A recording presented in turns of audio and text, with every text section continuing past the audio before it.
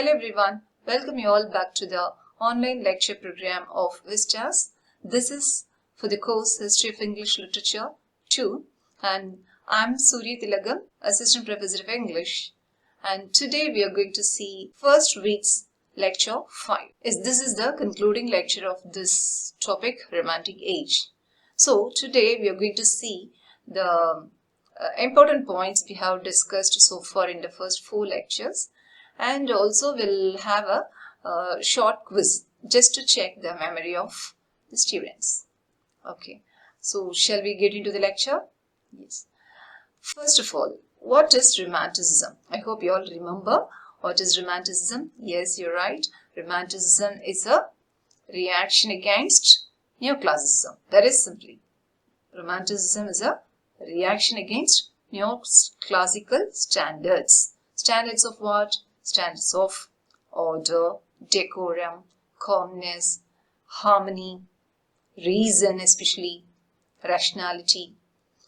Okay, so this Romanticism or Romantic movement originated in the late 18th century, that is exactly 1798. What is this year significant for? It is significant for the publication of lyrical ballads. What is lyrical ballads? It is the collaborative work of Coleridge and Wordsworth. Okay, it's a collection of lyrical poems. Yes, so Romanticism originated in the late 18th century as a reaction against the neoclassical standards. Neoclassical standards, what are the neoclassical standards? Neoclassical standards or neoclassical movement insisted on order, decorum and rationality or reason. Okay, but Romantic movement or Romanticism was dead against these characteristics or standards. Yes, and this Romanticism or Romantic movement, is it only in the field of literature? No. It was an artistic, intellectual and even cultural movement. Okay, Romanticism is an artistic and intellectual movement. So it affected or we can say it almost entered the various art forms like painting, sculpture, architecture and literature and music as well. Now let's see how this Romanticism differ from the previous movement, that is Neoclassicism. Okay.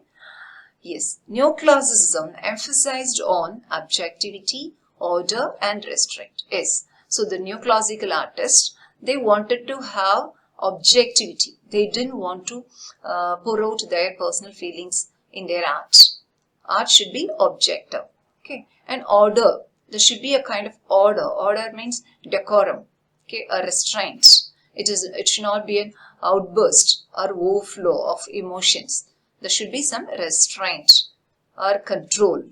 Okay, and yeah, restraint, objectivity, order, restraint, and some reason also. We have to apply a reason, and the neoclassical writings will be applicable or appealing to our reason. Okay, now let's see what is Romanticism. Romanticism emphasized on imagination and emotion. Okay, so these romantic writers, romantic artists, they didn't bother about the objectivity. They were completely, purely subjective, personal. They used their imagination. They didn't worry about the rationality, reasoning power, and objectivity. No, they depended on imagination and emotion, their personal emotions. And in Neoclassicism, form was given more importance. Yes, so a poem should be written in this form. Okay, so form and structure was given more and more importance in Neoclassicism. Whereas romantic writers, romantic artists, they didn't bother about the form or structure. Yeah, we can write in any way we like, but they gave importance to the content. Okay, the subject. Yes. Then Romanticism focused on individuality and spirituality. Yes. So they didn't talk about the society, what an individual, what the poet feels. Okay. So individual was the center. Whereas the neoclassical writers, they worried much about the society, what is happening in the society, what others are thinking. not what I think, the poet. The neoclassical writers, they did not give importance or ventilation to the poets, the writers' emotions.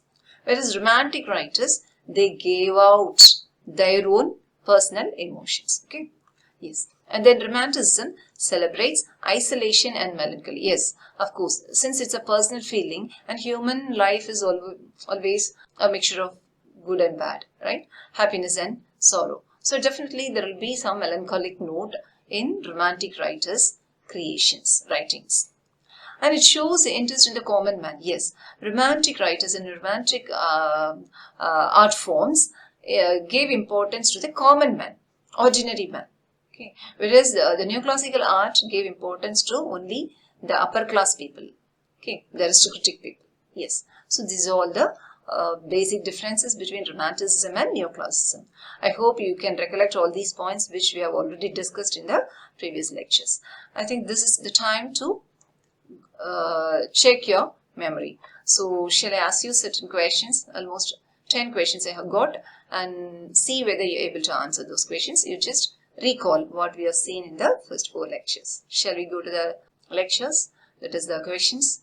Now, quiz to test your memory. Let's move on to the first question. Don't worry, I'm giving you the options. Yes. What were the main characteristics of Romanticism? Let me read out the answers. Artistic emphasis on intuition, imagination and feeling, presence of warm colors in visual art, absence of using any technological developments, return to the classical ideology of art. So after reading the 4 options, I think you can very well find out the correct option. Yes, good. The first one, Romanticism, emphasis on intuition, imagination and feeling. Yes, you're right. Now let's move on to the second question. If neoclassicism valued human intellect, then romanticism valued human stupidity, emotion, arrogance and rational logic. Of course, this is another simplest question. So romanticism is always emotional. So romanticism valued human emotion. Good. Third question. Romanticism. What is romanticism? It is desolate, remote settings and violent, or it is an attitude towards nature, humanity and society, emphasizing freedom and individuality, or philosophy. It is a philosophy that says truth is reached through intuition over reason, or it is all about the events and social conditions presented as they really are with no idealization. Actually, this is wrong because I'm just giving you some clues. Romantic writers and romanticism idealizes nature, idealizes man, beauty. Okay, so idealization was there. So the 4th options cannot be the right answer. A philosophy that says truth is reached through intuition over reason. Yes, this is somewhat similar, but romanticism is not a philosophy. Okay. Yes, now move on to the second option. It is an attitude towards nature, humanity and society, emphasizing freedom and individuality. Yes, we all know that romanticism emphasizes on individuality and freedom as well. So this is the correct answer. It might have been a little confusing one, but now I think I have made it clear. So the second option is the correct one. Now let's move on to the 4th question. When did Romanticism appear? That is, when Romanticism started. In the high Middle Ages, in the beginning of the 20th century, around the late of 18th century, and during the late 19th century. So here you may get little confusion between the options C and D. Whether it is the late 18th century or late 19th century. Yes. Which is the correct answer? Late 19th century, it is the age of Victorian age. Okay, so when did Romanticism start? 1798 or around 90s. So this is late 18th century. Okay, so C is the correct answer. Which of the following is not an element of Romanticism?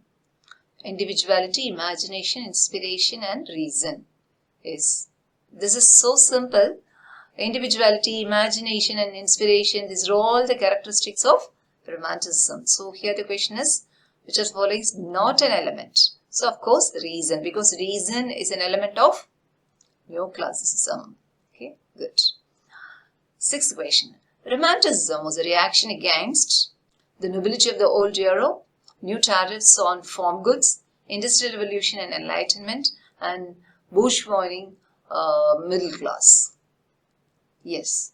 Romanticism is a reaction against the industrialization or industrial revolution, and of course the enlightenment, that is neoclassical. Okay, so answer is C. Now let's move on to the seventh question. The period between dash is known as the Romantic Age. Yes, which of the following years is known as the Romantic Age?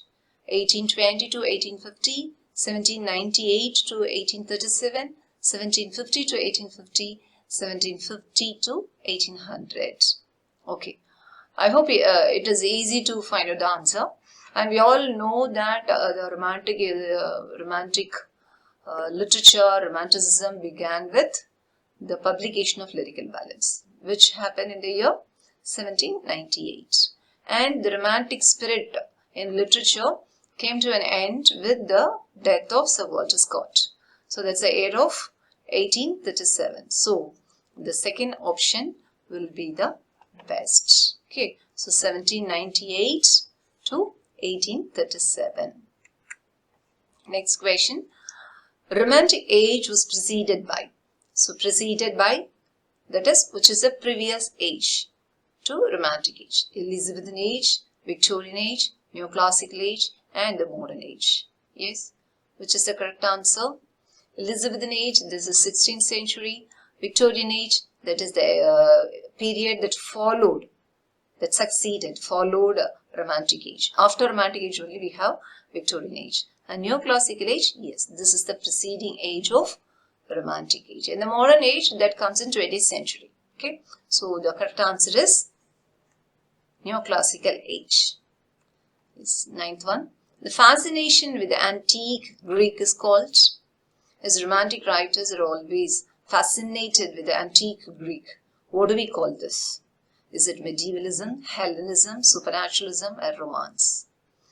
What is medievalism? Interested in the Middle Ages. What is Middle Ages? The late 5th century to late 15th century. That is known as medievalism or Middle Ages, and having interest in the Middle Ages, that is known as medievalism.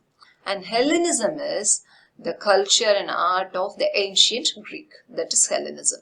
And supernaturalism, something unbelievable, right? So correct answer, romance is something forlorn places, stories of forlorn setting, that is romance. Okay, so the correct answer here is Hellenism. Next, the last question. What element was commonly used in the Romantic poetry that criticized the social issues? Yes, so which of the poetic devices or stylistic devices was commonly used by the Romantic writers in Romantic poetry? Is it metaphor? Is it personification, irony or anaphora? Anaphora is repetition. Okay. Yes. Oh, you're right. Personification. Because if you take Romantic poems, especially the odes, the objects are all personified. If you take Keats' Ode on a Grecian Urn, the urn is personified. And West Wind, Ode to the West Wind, the wind is personified as if they are human beings. Okay. So personification is, what is personification? Attributing human qualities to non-living or inanimate things. Okay, so personification is the stylistic device which is commonly used by the Romantic poets. Yes, yes, you all answered very well. So it is clear that you all understood this topic, Romantic period or Romantic movement. Yes, now let's meet in the next lecture. Thank you all.